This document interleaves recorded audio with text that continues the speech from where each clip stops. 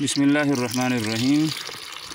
देखिए जी, अल्लाह ताला का कैसी अजीब कुदरत है कि पीछे की तरफ आप देखते हैं मुकम्मल आखिर तक पत्थर, दाईं तरफ आप देखें मुकम्मल पत्थर हैं, बाईं तरफ देखें मुकम्मल पत्थर हैं, लेकिन उस पत्थर में से देखिए अल्लाह पाक ने कितना खूबसूरत चश्मा जारी किया है। सुबहान अल्लाह, सुबहान अल्लाह, सुबहान अल्लाह। देखें ना, ये हमारी एक मसेर है, ये यहाँ पानी पी रहे हैं, इसमें से मैं भी कोशिश करता हूँ, लेकिन अब देखें ना अल्लाह ताला की कुदरत का नज़ारा। वाह मेरे मौला वाह। ये सारा एक पहाड़ी सिलसिला है, बहुत तकरीबन सतह समंदर से ये 8000 फीट की ऊंचाई है।